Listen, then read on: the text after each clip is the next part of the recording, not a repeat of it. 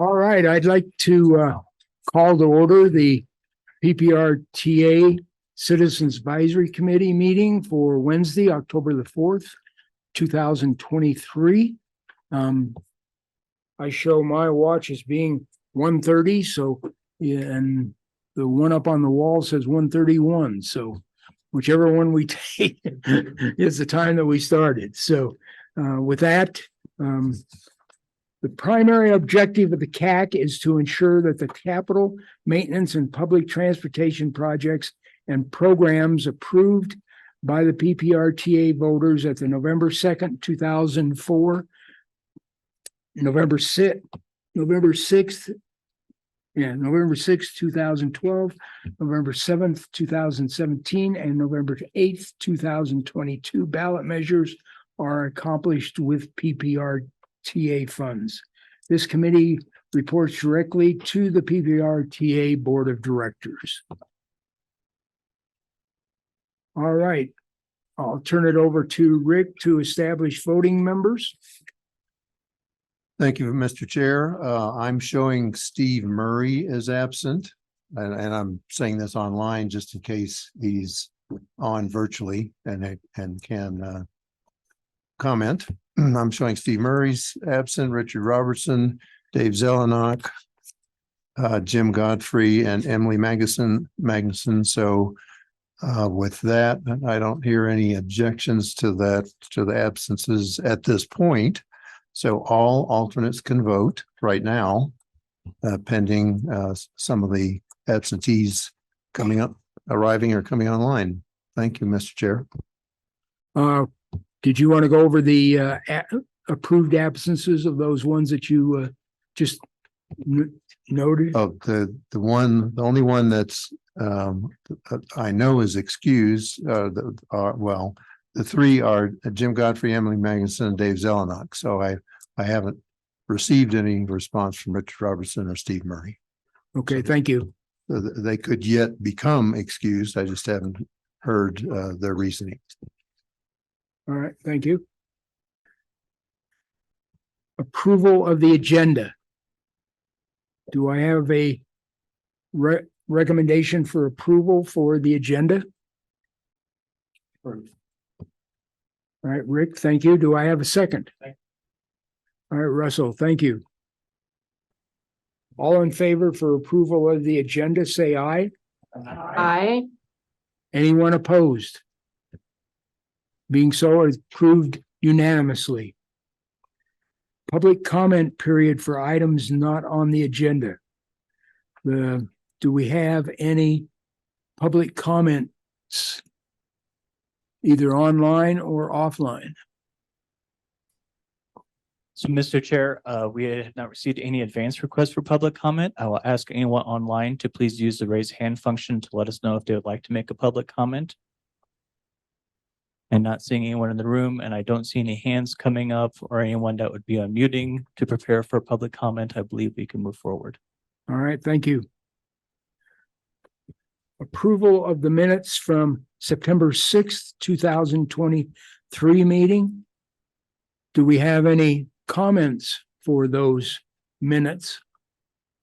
Any corrections that anyone saw in those minutes? Seeing no hands, do I have a recommendation for approval of the minutes from the September 6th meeting? Tony? Second. Carl's press second. All right. All in favor for the approval of the minutes from September 6th, 2023 of the CAC? Aye. Aye. Aye. Anyone opposed? Hearing none, that motion passes unanimously.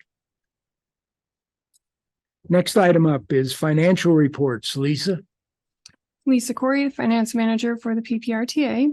The sales and use tax I'm reporting is for the month of July. The collections are 2 months in arrears. For July, our tax revenue was above the monthly budget by $541,533, or 4.1%. July of this year compared to July of last year, it essentially was flat. It was below last year's by $3,779. Anyone have any questions? I know this is an advanced question. What does next month's look like, do you think? I don't know, but I think August, because we still have a little bit of tourism in there, I think it's going to be kind of a split month. So it might, at the beginning would be probably good in collections and then go down because of school starting. And so I don't think we're really anticipating having that much above budget for the coming months. So. But as we discussed earlier, if we can at least stay above budget by the end of the year, we're going to be in good shape. Yep. All right. Anyone else have any questions for Lisa? Hearing none. We'll go on to item number 6. Capital maintenance and public transportation contracts, City of Colorado Springs. Thank you, Mr. Chair. Gail Sturdivant, City of Colorado Springs. The first item, item 6A, is a line item transfer for your consideration. The Airport Road over Spring Creek Bridge Replacement Project was a PPRTA list project. It is complete. We're in the process of closing out those financials. In doing so, that made available $586,393. One of the contracts that you're going to be hearing today is for the South Cheyenne Canyon Bridge Replacement Project, also a PPRTA A-list project. And you'll see when we go through the contract presentation that I do need additional funding for that project. So I'm proposing that we remove those funds there. I would entertain any questions you may have on this request. Is this considering the fact that the total contract was under budget then, is what you're saying? The 586,000? The South Cheyenne Canyon bridge project with the funding that has previously been appropriated through 2023 was inadequate to cover the construction contract for the bridge project. Okay, but the 586 from the Airport Road bridge project, was that under budget for that total? Oh, project? I'm sorry. Yes, that is under budget for the total. Okay, so that's where all that 586 came from, was the That is under budget. correct. Things that came in well below our budget and the available project contingency. We're ready to release all those funds out of that project. Okay, all right, thank you. Yes, The numbers don't match. One says 586, the other says 568. Good question. Good point. oh, I see, yeah. I put it in 586, I didn't use it.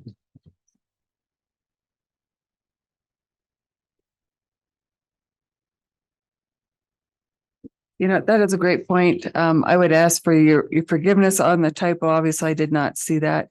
But whichever the two numbers that is available out of Airport Road to go back in there. I suspect it's the 586, but I do need to confirm that. Oh, I was just told it was 568, so never mind. Well, it's a $20,000 difference, so I apologize for that error. Revision, please. And Yes. Any other questions? Do you have any other questions? Do I have a motion to approve the transfer from the Airport Road over Spring Creek Bridge replacement to the Cheyenne Mountain Bridge in the amount of $568,393? So moved. Tony? Good. Do I have a second? Okay, thank you. So I have a motions. All in favor, say aye. Aye. Anyone opposed? Hearing none, the proposal to transfer the funds as indicated at $568,393 is approved. Thank you. Moving on to item 6B, the contracts for the city of Colorado Springs. The first one is for that South Cheyenne Canyon Road project. We did go through an IFB process to get bidders for that particular project. We received 2 bids. The low bid went to Native Sun Construction, a total amount of $2,376,603. We're proposing that be split between PPRTA and Parks, because as part of this project, not only are we replacing the vehicular bridge, we're replacing a separate pedestrian or trail bridge adjacent to really pull those users away from that intersection. As part of this project, and it is shown in a map in your packet, we do realign that intersection with Mesa Road to that same area. So that split, Parks will be picking up $117,088.12. The PPRTA portion is $2,059,514.88. Our available funds right now are just under $1.2 million, with the transfer of the $568,393. Does leave a remaining balance of $831,607. That is included in the city's 2024 budget submission to make that project whole. So that's what we intend to pay for that particular project. Any questions on that contract? Has the Parks Department approved the $117,000? I believe they have at this time. And they've been involved in the project from the all the way along through this, and they're the ones that asked for that separate bridge. Okay. City's second contract is for the Old Ranch and Union Milan intersection improvements. There is a map included in your packet, just to remind you where that's located. You may recall about a year and a half ago, we did do some temporary improvements in that connection to Union there to help with access from the Black Forest Inn into the city of Colorado Springs. This is to do the final design package for the next evolution of improvements at that intersection. We'll be addressing stormwater comments, put final construction documents together, and help us look at other locations for a leach field that happens to be conflicting in the area.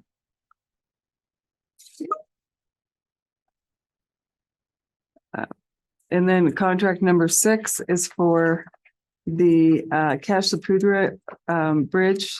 This is for a bridge maintenance activity.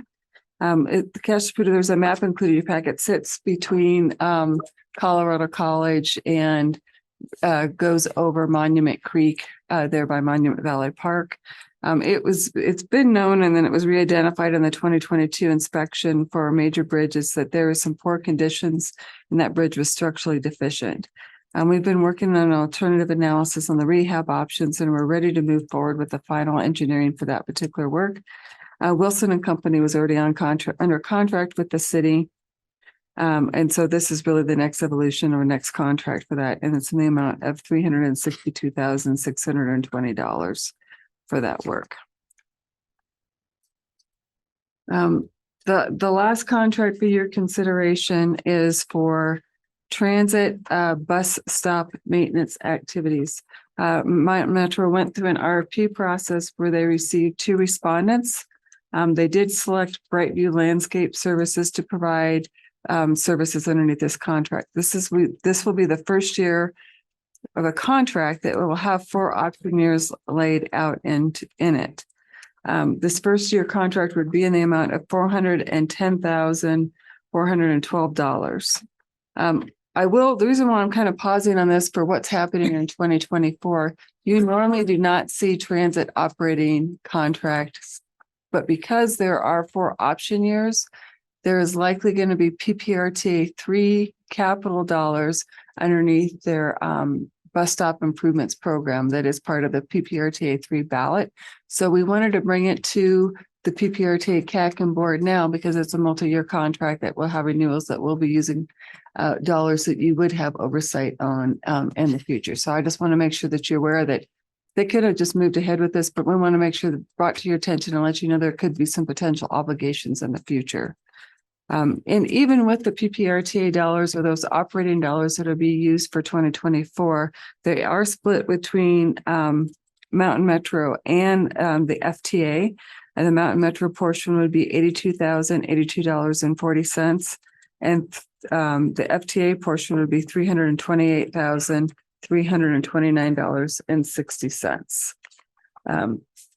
So those are my 4 contracts. I do want to back up. I just was sent some additional information, both on the line item transfer and on the contract. It is the 586,000. So there was actually $20,000 more available coming out of Airport Road. So what I first shared with you was some misinformation, and I apologize for that error. But that would reduce the PPRT portion for that first contract by 20,000. I would ask you to reconsider that line item transfer for the 586,000. So how did we get from 586 to 568 and back to I'm fairly 586? positive between Ryan and myself, one of us transposed those two numbers. And neither of us, as we were both reading it, neither of us caught it. So I apologize for that error in this instance. Yeah. So is it 586, 393 then? It is 586,393. Mr. Chair, Yes. on that one, should we make a quick motion just for that $18,000 difference? So Yeah, it's I on was the just going to record. say, did you, I did the first motion. yeah, did the first one? Are Yeah. you willing to amend your motion to? I don't know if I can amend the motion now that's already passed, but I will make a motion that we approve the correct number at 586, 393. Okay, and you did the second, right? So we've got a motion to get back to 586, 393. We've got motion on the table to approve that number. And we're sure this time, right? Yes. And it's more. So we got 18,000 more. What'd you say yet? In his motion to rescind the original. Do we need to rescind the original motion, Rick? If you'll give me just a second to look at our summary sheet on Good point. Robert's rules, I think it's a motion to reconsider. Let's see. Motion to read must be made by a member who voted in a majority. So I guess technically by Robert's rules, if you want to do it, you would need 2 motions. One is a motion to reconsider, and then it has to be seconded and then approved. Then have your new motion about the 568 appearing all 3 places on the sheet of paper. 86. Yes. Okay, Mr. Chair, Yes. What did I say? instead, I'd like to move to reconsider Say the most recent motion on Airport Road from the 568. No. And second? All right. All in favor, say aye. Aye. Any opposed? Hearing none, that motion passes unanimously. And now, Mr. Chair, Yeah. I'd like to move approval of the Airport Road transfer to Spring Creek at 586, 393. I have a second again. Second, okay. Do we have any discussion on the motion? Hearing none, all in favor, say aye. I, Any opposed? Hearing none, that motion passes unanimously. So, All right, Gail, I might- think we got your right number this time. so Mr. Chair, if I might, for the minutes, so then we'd have 3 motions. Okay. The first motion, which then was corrected by the motion to reconsider, and then the third motion was that the 586 is in all three locations on the sheet of paper. Thank you.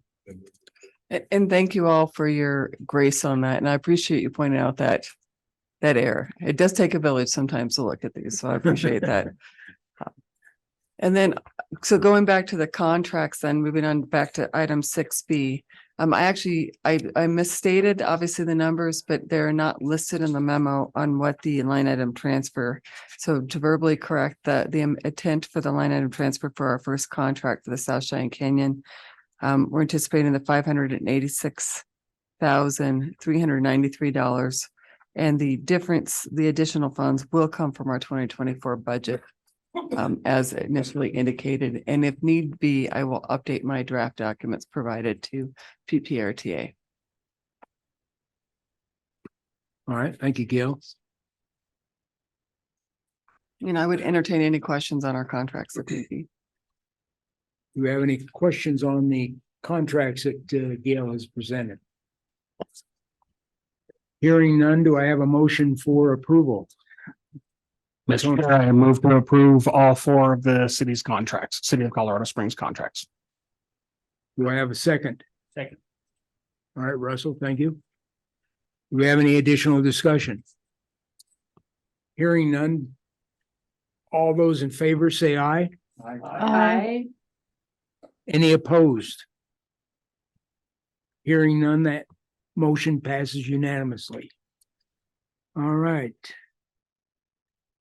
El Paso County, Josh. Good afternoon. Oh, that's loud. Good afternoon, Josh Palmer, County Engineer. The county has one contract to bring before you today. It's a contract for the Deer Creek Base Camp Microscope, formerly known as Immigrant Trail Project, in the amount of $329,596 to AECOM for additional design support during construction and intersection design improvements for that project. So AECOM has performed the design on the original scope for this project, but because of proposed and planned development in this area and expected contributions from the developer for the intersection of Deer Creek and Lake Woodmore, we're looking to add some additional design to the intersection, which will most likely include either a signal or a roundabout. So this would be additional design for the intersection and design support during construction. That's the only contract that we have today, and I am willing to answer any questions that you may have. Are you upgrading the intersection quite a bit then from the original design? Yes. Well, the original scope did not include any intersection improvements. It stopped on so it was Deer Creek, as you can see on the map here, west of Lake Woodmore to the frontage road to Monument Hill Road, and then the two offshoots of Base Camp and Microscope Way. So that was the original scope. Once we started getting into design, we realized that the southeast corner of Lake Woodmore and Deer Creek is going to be developed into multi-unit condos, townhouses, those types of things. So we believe that we can enter into an agreement with the developer to take what would be their typical contribution through the road impact fee that would go towards the necessary intersection improvements and just design and construct it all at once. Mr. Chair, I have a question. Go ahead, Tony. From the map, it's not clear, but there's no ramp onto and off of I-25 proposed here, right? No, there's the frontage road, the Monument Hill Road that runs Okay. along the east side of I-25. Yeah. So Okay, cool. Thank you.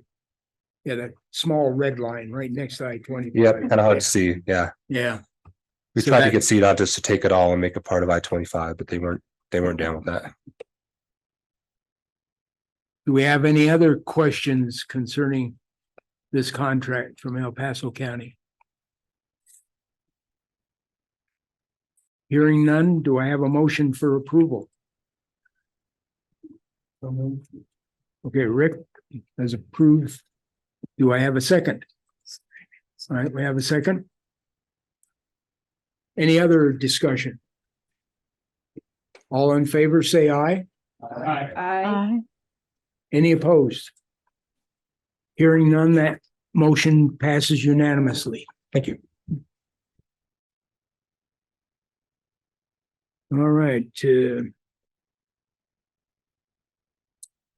Town of Calhan. First one. Actually, we have a asphalt overlay contract that we'd like to get funded, 100,000. We're putting 38,000 of our own money in it. It's 2 streets. One, Colorado Avenue is kind of the main loop through town. It's the old main loop, I guess you could say. And then Cristola is where our medical facilities is.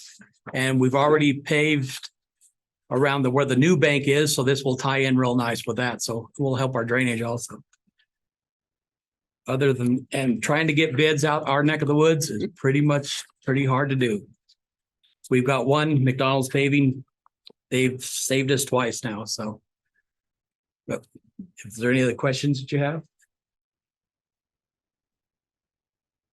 Did you have any other bids come in from any? We had one, but the guy pulled his bid because Oh, he couldn't make arrangements with an asphalt company in Colorado Springs. He was from Denver. And Oh. it costs a lot for him to move his equipment down there. yeah, no kidding. So, but at least we thought we had one. So you did try to get a second Yes, bid, we did. just did not work out then, so. Rick? Just a quick question. No,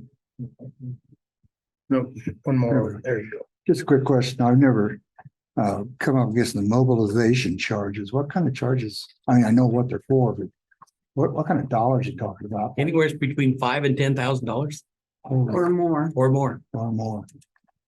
Wow, They're trouble to get to sure, us. you got it. Okay, thank you. Yeah, just basically hauling that equipment out there and hauling it back to the yard. Where McDonald's actually has most of their stuff right there at Meadow Lake, so it's kind of handy for us there. Oh, okay. Is that where they've got their yard at now? Some of their stuff is there, yeah. At the Yeah, KOA, where they own the Which KOA. they built the KOA. Yeah, Yeah, so that saves them quite a bit and saves you guys money. Yes. too. Okay. Do we have any questions? Oh, one other question I have, Cindy. Have you appropriated the additional $38,000? It's in our budget. It is in your budget already and approved? Yep. Okay. All right, any other questions on this project? Do I hear a motion for approval? So moved as presented. Ed made the motion to approve and Tony seconded it. Do we have any additional discussion? All in favor, say aye. I, All opposed? Hearing none, motion passes unanimously.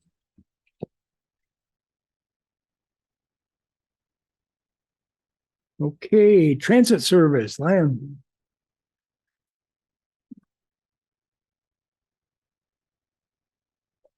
Oh, hold it.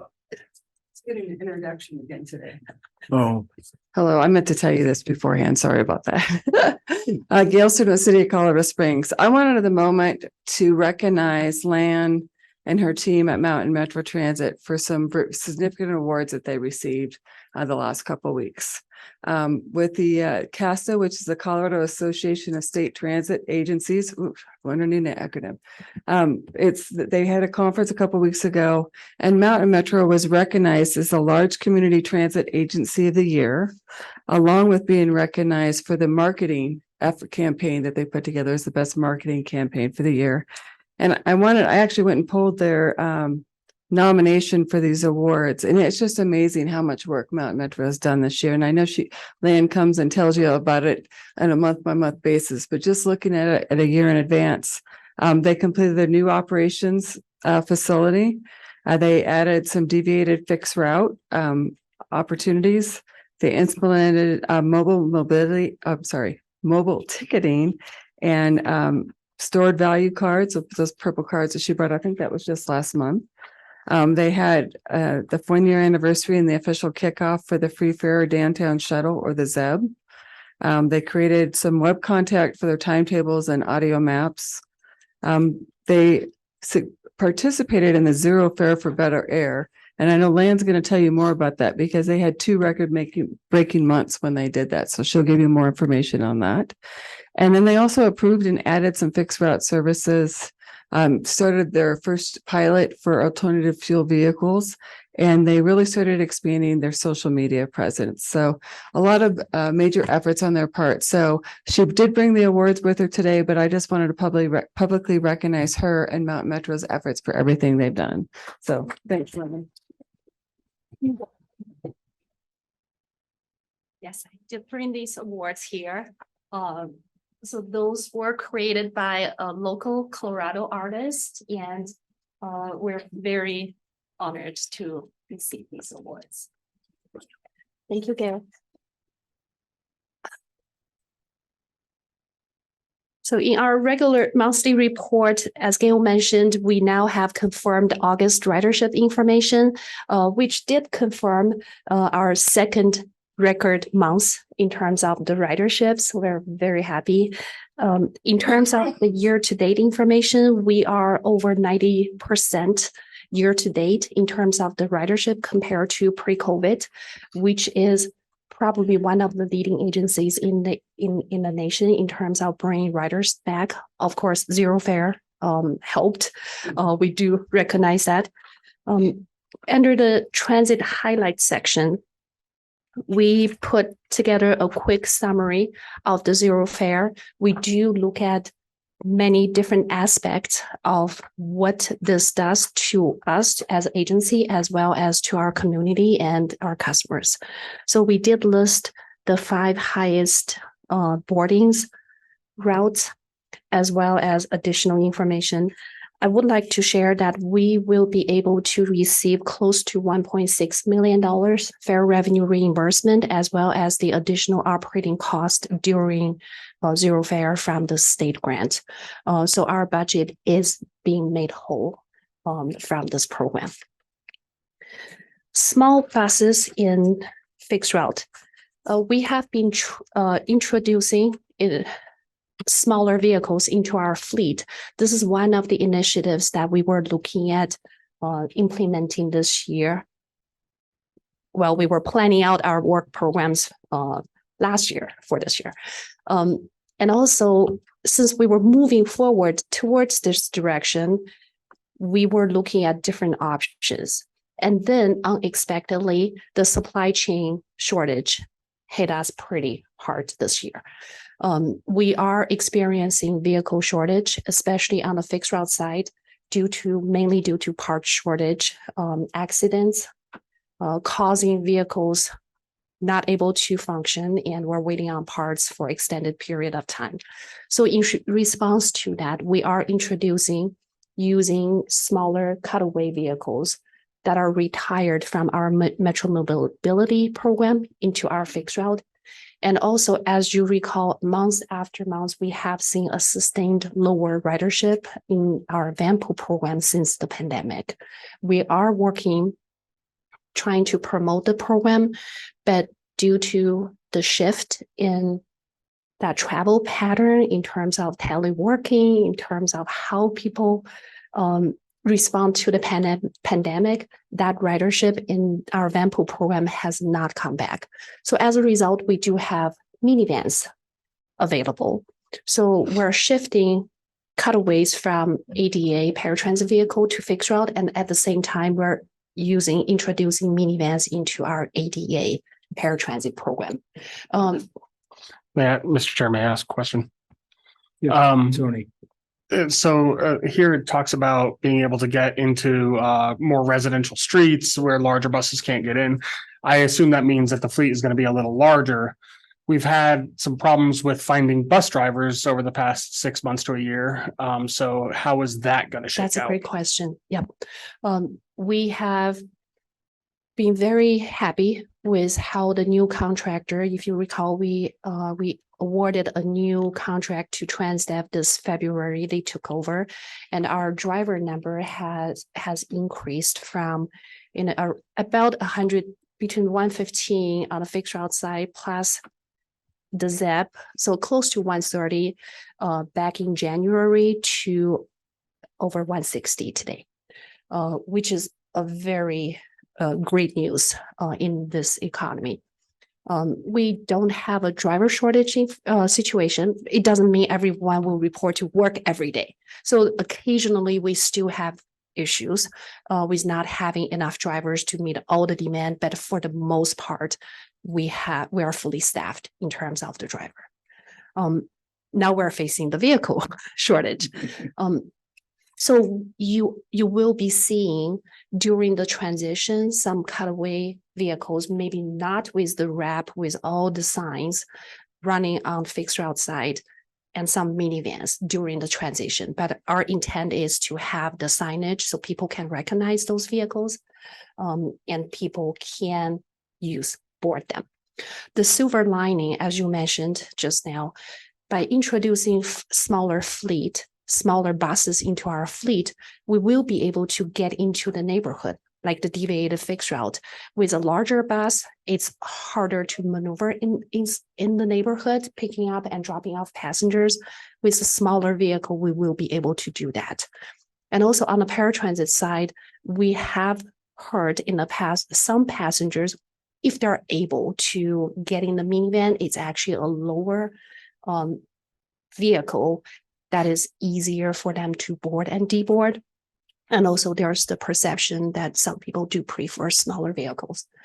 So those are really the silver lining of this. And also we will be, by doing this, we diversify our fleet and also increase our parts supply. So a quick question for you, and pardon my ignorance, but using the smaller vans too, those don't necessarily require a commercial driver's license to operate as well. So would that help your driver situation additionally, or? Our fixed route drivers are required to have CDL, but on the paratransit side, they don't. So eventually, I think once we have a more stabilized fleet, we could look into, our current contract does not have that option, but down the road, it is something that we can look into. Yes, thank you. Carlos. Sorry, I lined up there. For the cutaways, they're going to be smaller vehicles and so forth, but they be able to accommodate bicycles just like the large fleet vehicles that we have right now? Not today, because these are currently we have Ford 350 and Ford 450s. They were purchased for paratransit use, and they are not equipped with bike racks. However, we're working on a scope of work to purchase the real fleet that we intended to have eventually. So in our next contract, we are including bike racks as one of the requirements for the cutaways. And a follow-up question, Chair, if I can ask. Okay, so for the 350s or any of these other vehicles, would you be able to put a folding bike on there, just like be like about the size of a wheelchair that's folded up? If you had a folding bike, could you use this type of vehicle? Or I don't know the answer. I can look into that. okay, thank you.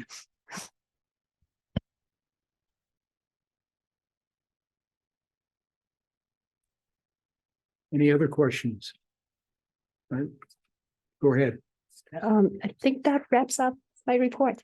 Thank you. Right. Any additional questions for Lan? All right, thank you very much. And thank you for the awards that Mountain Metro was able to receive through the efforts of you and the staff.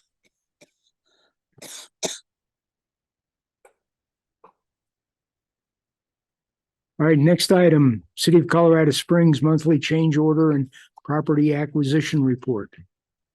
Mr. Chair, Gail Stern with the City of Colorado Springs. Your change or on the change order log, I want to point out that there was 2 numbers changed from what was in your packet. If you would like a hard copy, we do have those available. But otherwise, I'll let you know on the top area where it says capital change order log. In the total column or the far right-hand column, those had not totaled up correctly. They should be in that first one, be $21,891,043.20. And for the second row, would be $433,197.15. And again, Rick is passing around a paper copy that reflects this change. It is slightly different than what was in your packet. And then the real estate log is also provided for your information. Send it out electronically, but. Yeah, I got that.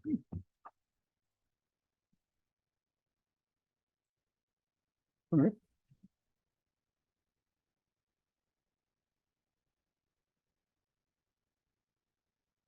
Any other questions for Gail concerning these items? The change order log, maintenance change order log, and the task order log. And then the final item being the Colorado Springs Real Estate Service Division tracking. Any questions on any of these?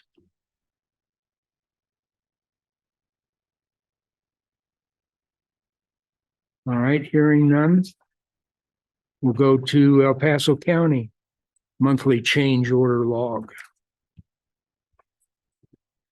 Josh Palmer, El Paso County, likewise, have the change order log, which has no change orders, and the property acquisition report, which has a couple of updates, which, if approved by the board, would be reflected in the subsequent memo and report that we typically submit as well. So if there's any questions, I'm more than happy to answer.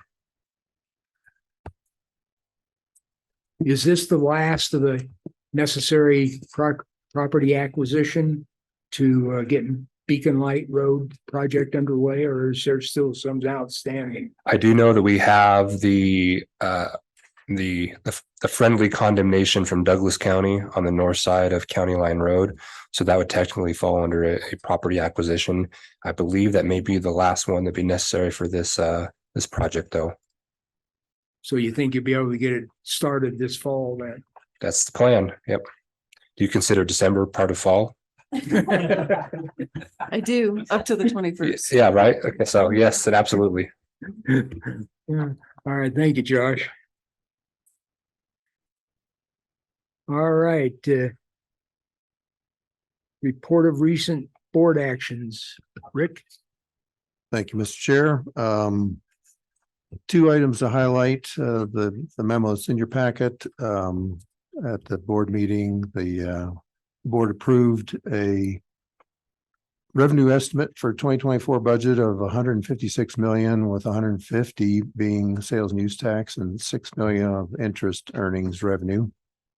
And the other highlight is in number 14, I forgot to put in here that Larry informed the board that the El Paso County Board of County Commissioners approved the Copper Ridge IGA. Where they were the last remaining of the four governments to approve it.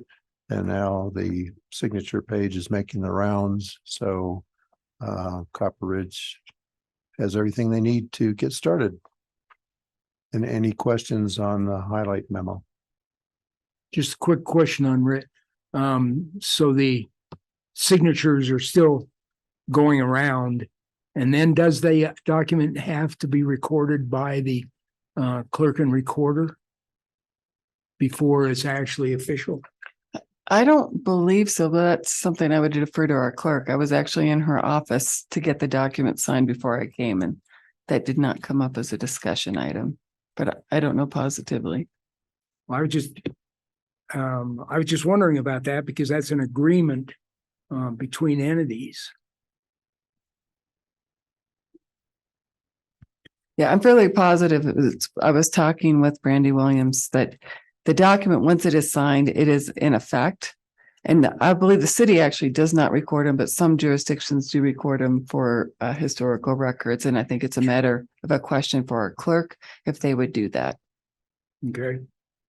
But it would not change the effective date of the agreement. All right. Okay, thank you. And the PPRTA board chair, Randy Helms, has signed the signature page. I'm just waiting for the signature pages from the other three governments to come make my copy complete. All right, thanks, Rick. All right, next item, reappointment process for the CAC. It's another item for Rick. Yes. So as the CAC is aware, the CAC bylaws approved by the board originally in 2005 calls for staggered terms for CAC members. And on the list in the memo for 10 members is for the staggered terms from both from the member governments, city, from 5 of the member governments, City of Colorado Springs, El Paso County, Town of Greenmount Falls, the City of Matthew Springs, the Town of Rama. All of those terms are up at the end of December, but according to the bylaws, the terms, there are terms for the member government CAC members, but no term limits for the CAC members from member governments. Cindy can attest to that. Now, with regard to the at-large and at-large alternates, those are subject to board approval. As you can see in the memo, Ed Dills only is ending his first full term. And just a reminder, the at-large regular terms are 3 years each. The at-large alternate terms are 2 years each. And there are, and the term limits are 2 terms for at-large regular and at-large alternates. So as you can see in the memo, Ed Dills, Rick Hoover, Emily Magnuson, Tony and Rich all are coming up against their first full term, except Rick Hoover, who is up against his second full term as an at-large regular. So this is just a reminder for folks from the member governments to, if they want to be reappointed, to pursue that process to be reappointed by your respective member governments, and send us a letter or an email. And then for the at-large, for the 5 at-large regular and at-large alternates, if you want to be reappointed, please send me your expression of interest to be reappointed by November. What did I say in the November 28th. November 1st. Oh, November 1st. So that we can forward that on to the board and the board subcommittee, and so the board can take some action in December, so that we have reappointments for January. Questions? So this is just information at this point. Yes. We may have just missed the meeting, which would have been yesterday, to get you something by December 1st or November 1st. Would there be some grace in that period if need be to get a formal recommendation Yes. from our board? Yeah, there's more grace from the member governments turnaround time. Yes, it's primarily the at-large, at-large regular and at-large alternates where I need the November 1st deadline. Good point. Thank you, Gail.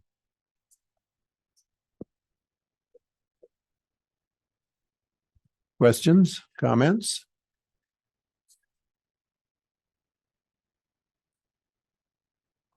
Seeing none, we'll move on to item 8C, staff field review report.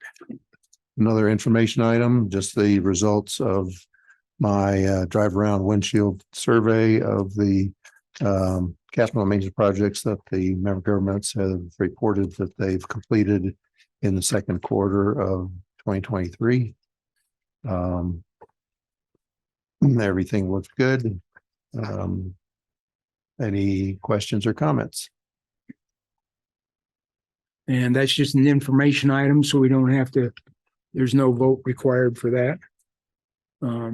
Hearing no questions or comments, I'll move on to item number 9, agenda topics for the next meeting.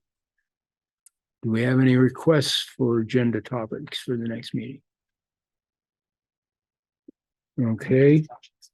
Hearing none, move on to item number 10, communications. We have a request from one of our members here to make an announcement. Yep. Ann Esch is gonna learn not to tell me anything in the future, and I told them you have some important family information to share. Oh, how nice. Well, I'm flying to Iowa Saturday, and my first great granddaughter was born today. So I'm very excited. Everybody's well, and thank you, Rick. Thank you, Craig. Thanks, everyone. Great granddaughter. That's pretty good. All right. Okay, I have one item. For those of you that missed the Gazette on Sunday, there was a picture in there of one of our members who is sitting opposite of me on the other side. She was standing in the middle of where the proposed Powers Boulevard building is going to go. Evidently, her family had a horse and cattle ranch in that area.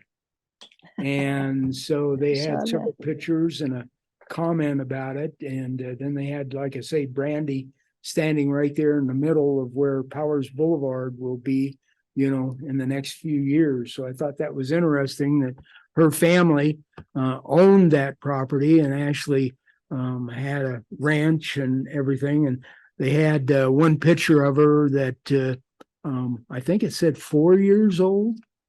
Didn't look like her at all.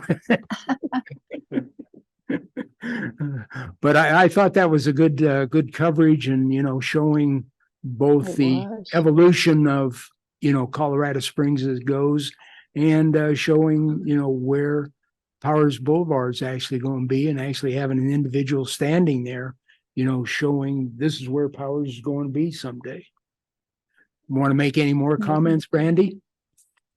Unfortunately, I always like that good record, but we didn't actually own the property. We just leased it. So yeah, it was definitely the best childhood I ever could have asked for. So it was all of Briargate, all of the Flying Horse Ranch, and then kind of various pastures around there, Northgate, place we called 385. So it was a lot of fun. It was hard to watch. And then to grow up and become an engineer and work in land development was very bittersweet, but that's how I paid my mortgage. And I think they did a great job developing Briargate and they're doing a good job at Flying Horse Ranch. And yeah, Powers Boulevard is going to go right through the middle of that, and continuity and quote unquote progress moves on. And that's what you got to do. So thanks for mentioning that. And yeah, if anybody wants it, my brother's got a version of it, so I'll share. Thanks. All right, thank you. Any other communications? Hearing none, I move for adjournment. Do I have a motion to Ed? Do I have a second to adjourn? Tony? We are adjourned at under an hour.